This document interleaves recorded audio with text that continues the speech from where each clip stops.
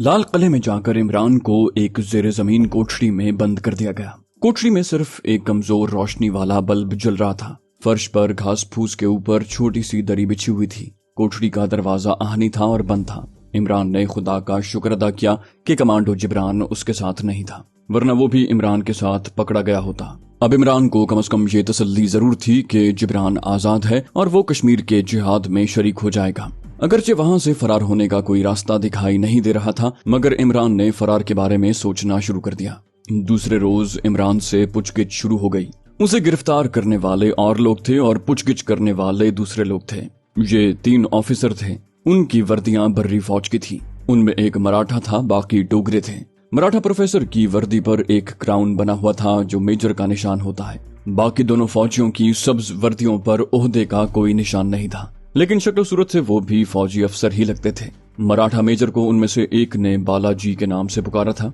बालाजी का रंग गहरा सांवला था और माथे पर जख्म का लंबा निशान था। वो शक्ल से ही संग दिल लगता था। उसने इमरान की कोठरी में आते ही इमरान को जोर से ठुड्डा मारा। इमरान हड़बड़ा कर उठ खड़ा हुआ। उसके बाद इमरान से पूछगिछ शुरू हो गई। सबसे ज्यादा जोर इस बात पर था कि तुम्हारे साथ और कौन कौन है, तुम जजायर अंडमान में किस जगह ठहरे थे। इमरान के पास उनके हर सवाल का एक ही जवाब था कि मैं अकेला हूँ, मेरे साथ और कोई नहीं था और मैं पाकिस्तानी कमांडो नहीं हूँ, कश्मीरी मुजाहिद हूँ। सवाल ही पैदा नहीं होता था कि वो लोग ये तस्लीम करते। चुनाचे इमरान पर तशद्दुद शुरू हो गया। भारत की पुलिस और इंटेलिजेंस पकड़ने वाले कश्मीरी मुजाहिदीन के साथ जो दरिंदों वाला वहशियाना सलूक करती है, उससे दुनिया वाकिफ है। आम कश्मीरी मुजाहिद और इमरान में सिर्फ इतना ही फर्क था कि इमरान एक तरबियत याफ्ता कमांडो भी था और उसे अजियत बर्दाश्त करने की ट्रेनिंग मिली हुई थी। फिर भी अजियत ही होती है। ट्रेनिंग का ये मतलब नहीं था कि इमरान के जिस्म को अगर बिजली के झटके दिए जाते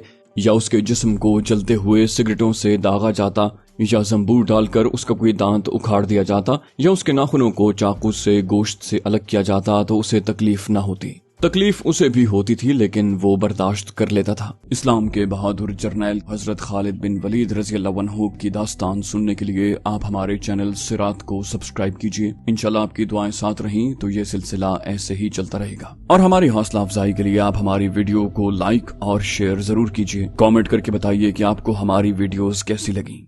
एक हफ्ता इमरान पर वहशियाना तशद्दुद जारी रहा, मगर उसने जबान से सिवाय उसके और कुछ न कहा कि मैं अकेला हूँ, मेरा कोई साथी नहीं है, मैंने जो कुछ किया अकेले ही किया। जब मराठा मेजर और दूसरे फौजी इमरान को अजियत दे देकर खुद तंग आ गए तो मराठा मेजर ने इमरान से कहा, हम तुम्हें आखिरी मौका दे रहे हैं। अगर अब भी तुमने अपने साथी के नाम पते न बताए तो तुम्हें किले की फसील से सर के बल नीचे फेंक दिया जाएगा और ऊपर से तुम पर मशीन गन की फायरिंग की जाएगी। इमरान ने कोई जवाब न दिया। वो समझ गया कि ये लोग अब उसे मार डालने का फैसला कर चुके हैं।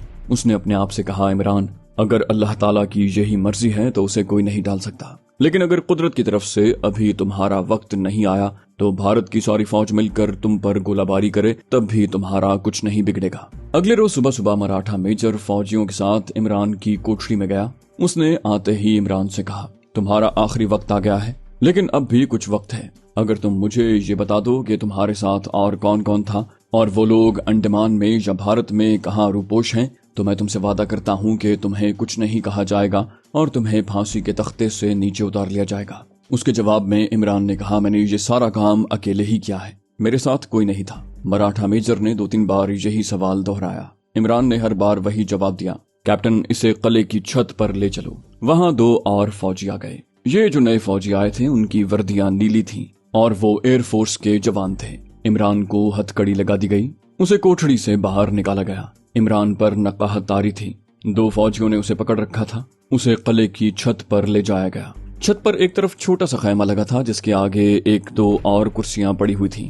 खैमे के पास आकर इमरान को छत के फर्श पर बिठा दिया गया। मराठा मेजर ने एक फौजी से कहा, कॉर्डन लीडर साहब को रिपोर्ट करो कि पाकिस्तानी दहशतगर्द आ गया है। सिपाही फौरन यस सर कहकर खैमे के अंदर चला गया। थोड़ी ही देर के बाद वापस आकर बोला, सर, स्क्वाड्रन लीडर साहब आ रहे हैं। इतने में खैमे के अंदर से एक सांवले रंग का दुबला पतला आदमी निकला जो इंडियन एयरफोर्स के स्क्वाड्रन लीडर की वर्दी में था। इमरान ने उसे पहली नजर में पहचान लिया। ये वही इंडियन पायलट राम गोपाल था जिसके जहाज को कारगिल के महाज पर मुजाहिदीन ने मार गिराया था और उसे गिरफ्तार कर लिया था। اور بعد میں عمران نے اس کو اسلام کے بارے میں تھوڑی بہت تبلیغ کی تھی اور رام گوپال اسلامی تعلیمات اور کشمیری مجاہد کے سلوک سے اس قدر متاثر ہوا تھا کہ اس کی آنکھوں میں آنسو آ گئے تھے۔ اس کے بعد دلی سے انڈین پائلٹ آفیسر کو خط ملا تھا کہ اس کی ماتا جی بڑی بیمار ہیں۔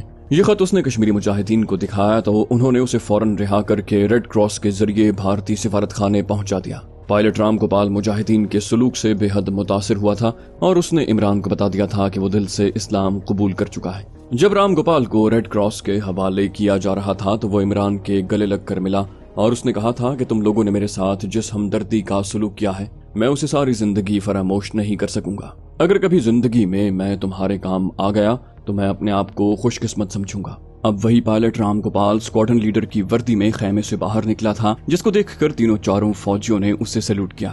مراٹھا میجر نے عمران کی طرف اشارہ کر کے کہا، سر پاکستانی جاسوس کو لے آئے ہیں۔ اسکواڈرن لیڈر رام گوپال نے عمران کی طرف دیکھے بغیر پوچھا، اس نے اپنے ساتھیوں کے نام پتے بتائے؟ میجر نے کہا، نہیں سر، یہ کچھ نہیں بتاتا۔ اسکواڈرن لیڈر میز پر سے اخبار اٹھا کر کرسی پر بیٹھ گیا اور اخبار پر نظریں جھکاتے ہوئے بولا، تو پھر اسے شوٹ کر کے قلعے کی فصیل سے نیچے گرا دو۔ میجر نے بازو پکڑ کر عمران کو اوپر اٹھایا تو عمران نے اسکواڈرن لیڈر رام گوپال سے کہا، سر جنیوا کنونشن کی روح سے آپ دشمن کے کسی قیدی کے ساتھ ایسا وحشیانہ سلوک نہیں کر سکتے۔ اسکواڈرن لیڈر رام گوپال نے اخبار پر سے نظریں ہٹا کر عمران کو دیکھا۔ وہ کچھ کہنے لگا تھا کہ عمران پر نظر پڑتے ہی ٹھٹک سا گیا۔ اس نے عمران کو پہچان لیا تھا۔ اس کا چہرہ بتا رہا تھا کہ اس نے عمران کو پہچان لیا ہے، مگر اسکواڈرن لیڈر نے ظاہر نہ ہونے دیا۔ چہرے کے تاثرات وہی رکھے اور مراٹھا میجر سے کہا، میجر اسے میرے پاس چھوڑ جاؤ، میں خود اس سے آخری بار پوچھ گچھ کروں گا۔ میں اسے جنیوا کنونشن کی روح سے ایک موقع اور دینا چاہتا ہوں۔ مراٹھا میجر بولا، یس سر۔ اس نے عمران کو وہیں بٹھا دیا اور اپنے ساتھی فوجیوں کو لے کر وہاں سے چل دیا۔ اس کے جانے کے بعد اسکواڈرن لیڈر رام گوپال نے کرسی پر بیٹھے بیٹھے عمران کی طرف دیکھا اور آہستہ سے کہا، دوست تم نے مجھ پر جو بہت بڑا احسان کیا تھا شاید اس کا بدلہ چکانے کا وقت آ گیا ہے۔ میں تم سے کچھ نہیں پوچھوں گا، کوئی سوال نہیں کروں گا اور تمہیں یہاں سے فرار ہونے کا موقع فراہم کروں گا، لیکن میں یہ سب کچھ ضابطے کے اندر رہ کر کروں گا۔ میں تمہارے احسان کو کبھی نہیں بھلا سکتا۔ اگر تم اس وقت مجھے رہائی نہ دلواتے تو میری ماتا جی میرے غم میں مر جاتی۔ عمران نے کہا، ایک مسلمان کی حیثیت سے میرا فرض تھا کہ میں تمہارے ساتھ رحم کا سلوک کروں۔ رام گوپال بولا، میں بھی ایک مسلمان ہی ہوں، میں نے دل سے اسلام قبول کر لیا ہے، لیکن کسی پر ظاہر نہیں کیا۔ میں ظاہر کر بھی نہیں سکتا، یہ میری مجبوری ہے۔ میں خدا کا لاکھ لاکھ شکر ادا کرتا ہوں کہ اس نے مجھے یہ موقع دیا کہ میں بھی تمہارے کسی کام آ سکوں۔ اب ایسا ہے کہ میں تم سے بظاہر سختی کا سلوک کروں گا، مجھے ایسا کرنا پڑے گا۔ میں تمہاری ہتھ کڑی کھول کر تمہیں یہ نہیں کہوں گا کہ عمران بھائی بھاگ جاؤ، اب تم آزاد ہو۔ میں خواہش کے باوجود ایسا نہیں کر سکتا، البتہ میں تمہارے لیے ایسے حالات، ایسا موقع پیدا کروں گا کہ تم فرار ہو سکو۔ اب تم ایک کام کرو، مجھے 3 آدمیوں کے اسلامی نام بتاؤ۔ اور اسکواڈرن لیڈر رام گوپال نے کاپی بال پوائنٹ نکال کر سامنے رکھ لیا۔ عمران نے اسے 3 اسلامی نام لکھوا دیے۔ رام گوپال نے تینوں مردانہ نام کاپی پر لکھ لیے اور بولا، یہ فوجی لوگ تم سے پوچھیں تو تم یہی کہنا کہ میں نے موت کے خوف کی وجہ سے اسکواڈرن لیڈر صاحب کو اپنے ساتھیوں کے نام بتا دیے ہیں۔ یہ فرضی نام ہیں، میں ان کے ایڈریس بھی فرضی لکھوں گا۔ اس طرح سے ضابطے کی کارروائی کی ایک شق پوری ہو جائے گی۔ ملٹری پولیس ان پتوں پر جا کر چھاپے مارے گی، یہ آدمی کہیں نہیں ملیں گے۔ اس کی رپورٹ میرے پاس آئے گی اور میں اس پر نوٹ لکھ دوں گا کہ پاکستانی جاسوس نے جان بچانے کے لیے جھوٹے نام پتے لکھوا دیے تھے، اس لیے اس سے ایک بار پھر پوچھ گچھ کی جائے، لیکن اس دوران تم فرار ہو چکے ہوگے۔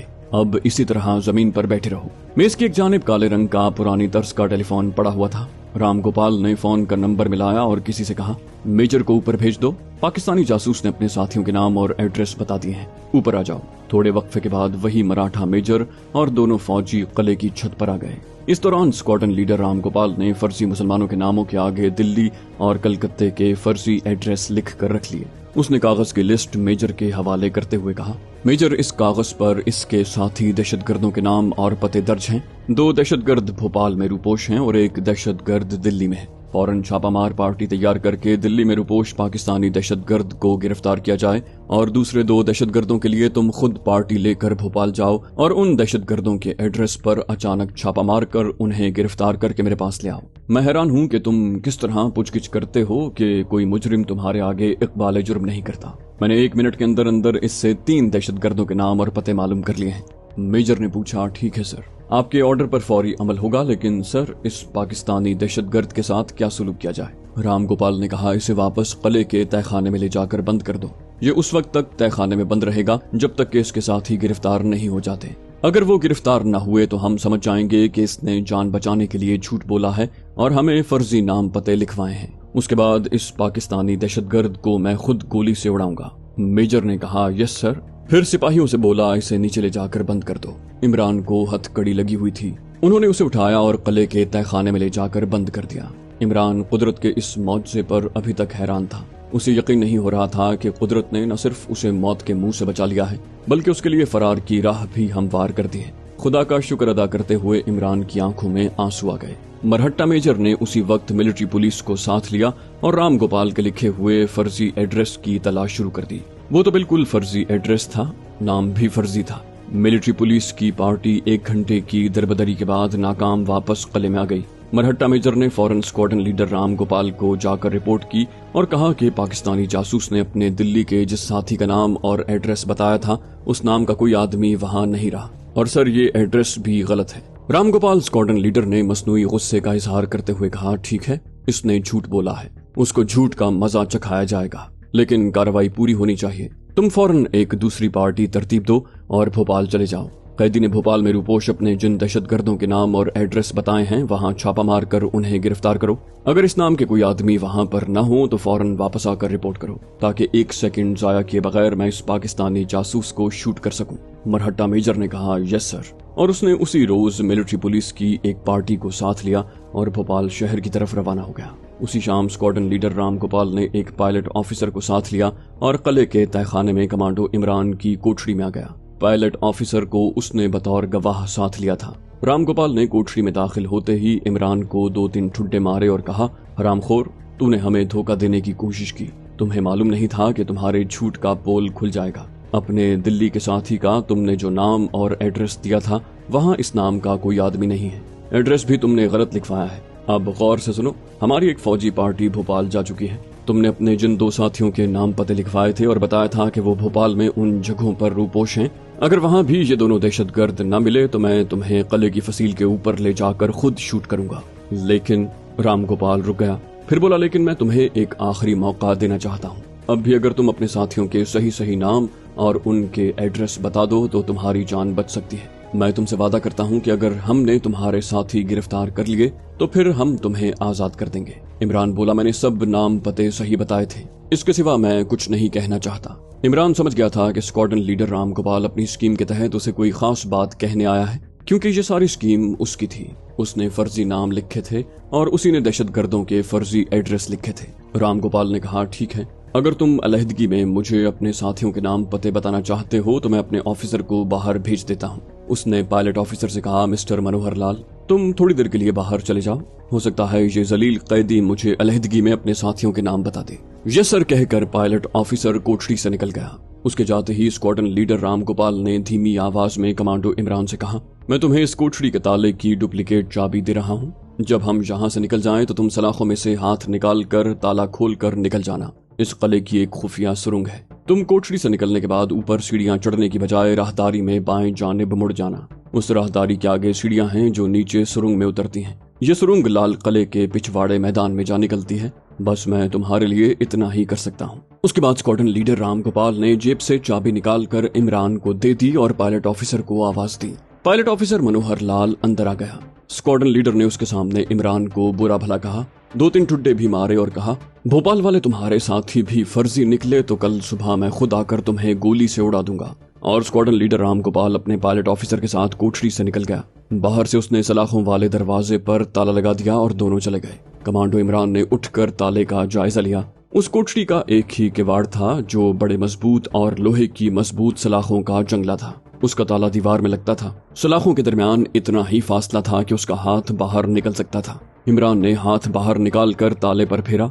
उसने अंदाजा लगा लिया कि वो ताले को चाबी लगा सकता है। ये काम उसने रात के वक्त जब अंधेरा हो जाए तो करना था। वो रात का इंतजार करने लगा। वहां न कोई रोशनदान था, न कहीं से दिन की रोशनी ही अंदर आती थी कि जिससे इमरान को सूरज गुरूब होने और रात के छा जाने का इल्म हो सकता। उसे इतना मालूम था कि रात के वक्त एक आदमी उसके लिए दाल और रोटी लेकर आता है। वो चुपचाप बैठा अल्लाह की कुदरत पर हैरान होता और खुदा का शुक्र अदा करता रहा। کہ جس نے غیب سے اس کے فرار کا انتظام کر دیا۔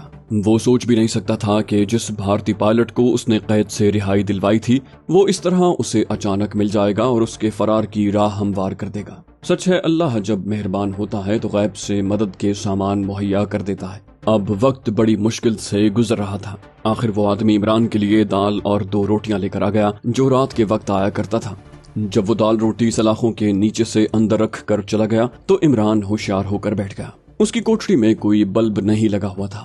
راہداری میں ایک دھیمی روشنی والا لیمپ روشن تھا جس کی روشنی سلاخوں میں سے ہوتی ہوئی کوٹھری میں آ رہی تھی۔ عمران نے جیب سے چابی نکالی اور تالے کی طرف ہاتھ بڑھانے سے پہلے کان لگا کر سنا کہ باہر سے آدمیوں کے بولنے کی آواز تو نہیں آ رہی۔ ایسا نہیں تھا۔ باہر اور اندر ہر طرف گہری خاموشی تھی۔ عمران نے اللہ کا نام لے کر چابی والا ہاتھ سلاخ کے چوکور سوراخ میں سے باہر نکالا اور تالے کے قریب لے جا کر چابی تالے میں ڈالنے کی کوشش شروع کر دی۔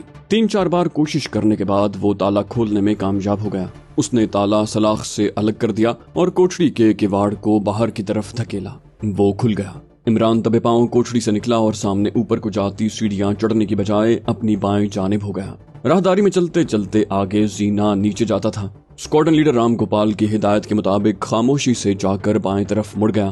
آگے زینا تھا۔ عمران زینا اتر کر سرنگ میں داخل ہو گیا۔ سرنگ میں سیاہ اندھیرا چھایا ہوا تھا۔ وہ دیوار کا سہارا لے کر سرنگ میں آہستہ آہستہ آگے بڑھتا چلا گیا۔ سرنگ کبھی دائیں جانب مڑ جاتی اور کبھی بائیں جانب۔ ایک جگہ سرنگ کی چڑھائی آ گئی۔ 20-25 قدم کے بعد سرنگ ہموار ہو گئی۔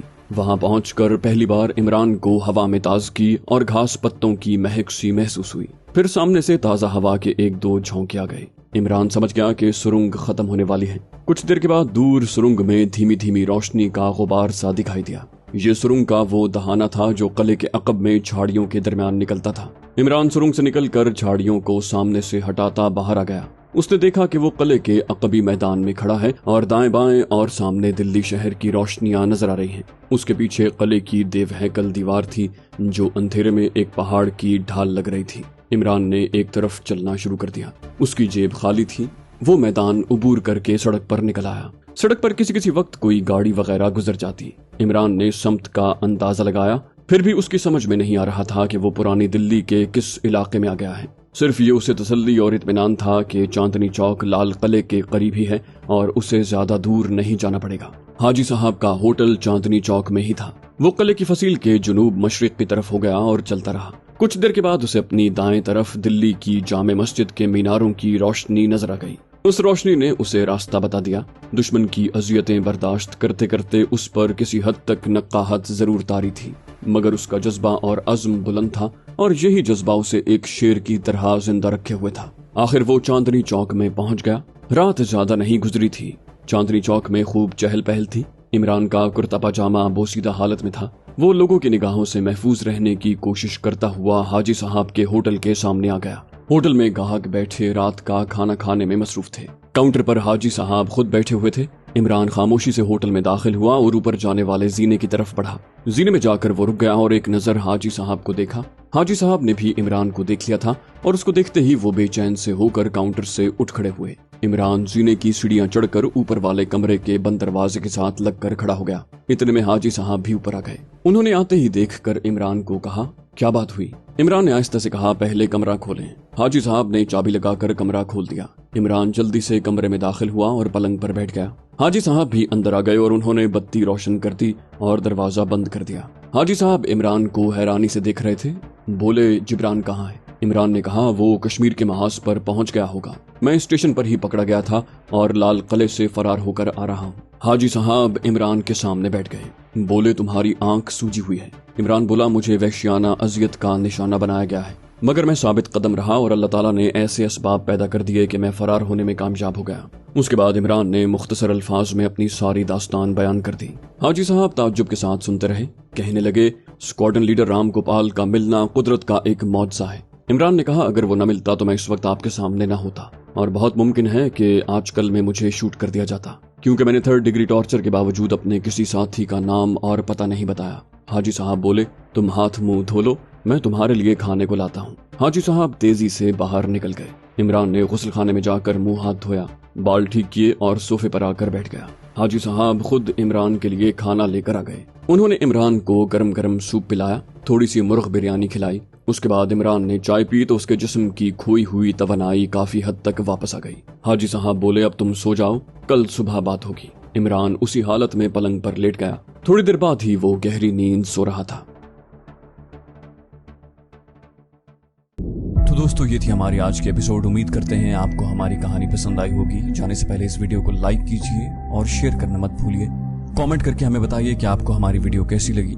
और अगर अभी तक आपने इस चैनल को सब्सक्राइब नहीं किया तो इसे सब्सक्राइब कीजिए और बेल आइकन दबाकर ऑल नोटिफिकेशंस ऑन कर लीजिए।